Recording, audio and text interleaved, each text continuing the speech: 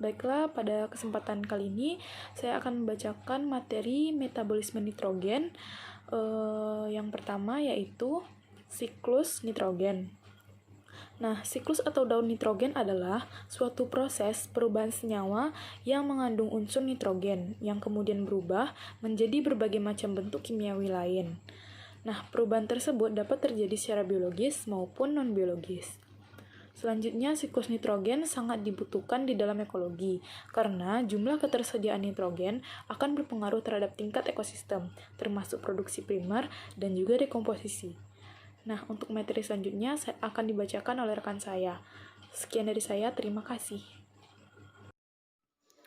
Baiklah, materi selanjutnya yaitu siklus nitrogen dapat terganggu akibat aktivitas manusia, antara lain pembakaran bahan bakar fosil, penggunaan pupuk nitrogen buatan serta pelepasan nitrogen ke dalam air limbah. Sumber utama nitrogen dalam tanah adalah bahan organik yang dapat berupa sisa tanaman, hewan, manusia, pupuk organik, pupuk hijau, pupuk kandang, dan kompos. Sumber lain adalah air hujan, hasil fiksasi N, simbiotik atau non-simbiotik, gunung berapi, dan pupuk buatan. Baiklah, saya akan membahas atau menjelaskan tentang fiksasi nitrogen. Fiksasi nitrogen adalah proses di mana molekul nitrogen di udara diubah menjadi amonia atau NH3 atau senyawa nitrogen terkait di dalam tanah. Nitrogen atmosfer adalah nitrogen molekuler yang relatif tidak reaktif yang secara metabolik tidak berguna bagi semua kecuali beberapa mikroorganisme. Fiksasi nitrogen biologis mengubah N2 menjadi amonia yang dimetabolisme oleh sebagian besar organisme.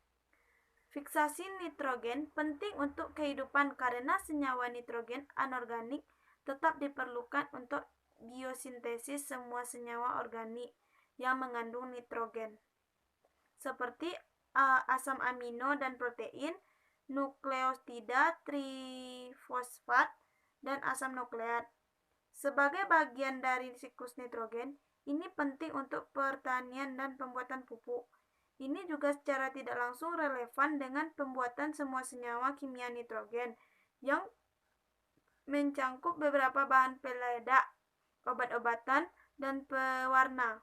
Fiksasi nitrogen dilakukan secara alami di dalam tanah oleh mikroorganisme yang disebut diazootrof yang termasuk bakteri seperti Azotobacter dan Achaea.